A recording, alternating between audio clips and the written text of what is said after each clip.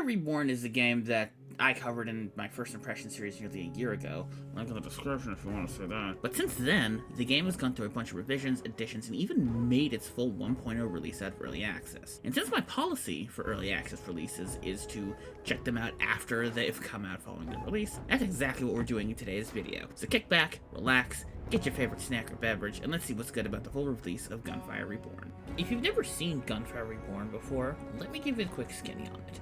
It is a roguelike first-person shooter developed by Hong Kong-based developer DuoYi Games, formerly known as DuoYi Interactive Entertainment.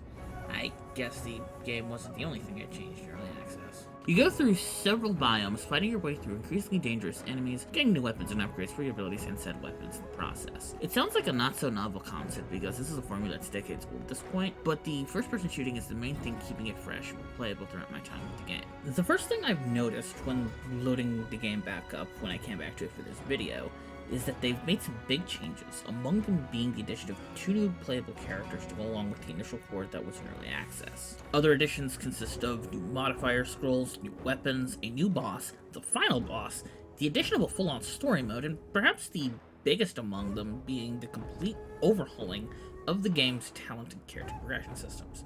On paper, that's a lot of stuff, and in practice, it's also still a lot of stuff. The first change is with the new player characters and how they're unlocked.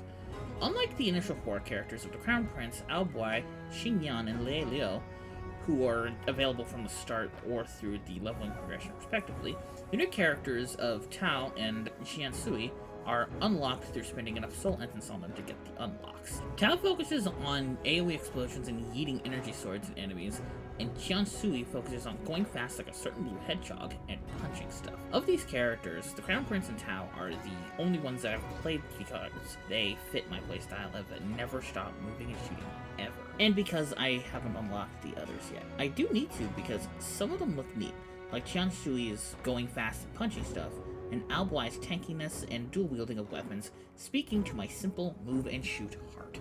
The skill trees were also completely redone since the last time I played.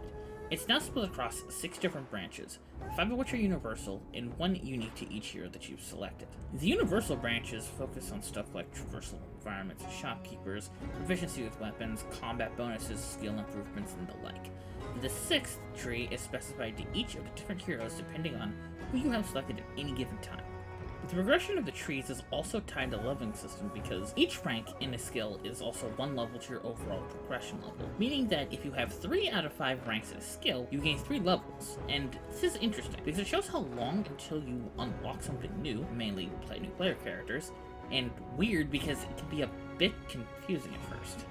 The arsenal of weapons is also nothing to sneeze at either, with a combination of conventional firearms, special weapons, and some truly wild options up to and including a minigun, a small dragon that serves as a rocket launcher that you reload by smacking in the back of the head, and 3 goddamn swords. The 7 special weapon types on display spread across 3 different ammo types of normal, special, and heavy give you an incredible amount of variety for builds and taking out enemies, and along with these is a starting magnum that has infinite ammo and is a good backup should your ammo for the bigger ticket weapons dry up. That these and your abilities can be upgraded throughout your runs all adds to the depth and complexity for potential build crafting when doing runs for each and every single character, and I love it so much. While all these add up to making the game feel a bit easy, I'm okay with it because after completing a run once, you gain access to challenge modes and daily challenges with specific loadouts and characters, and those go a long way to adding difficulty to the game if you're into that sort of thing, because I know for a fact that I am.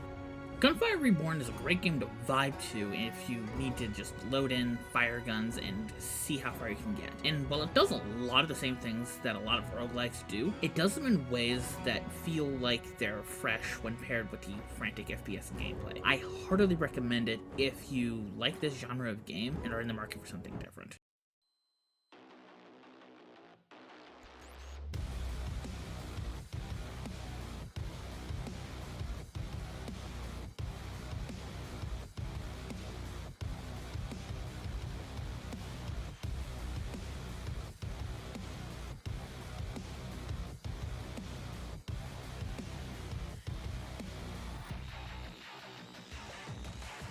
Hey, this is post-production / editing / if Future Mo. I'm not sure what I'm going to call myself for these bits, but I just want to let you guys know that I haven't been doing an outro for these videos, so I figured I might as well do that.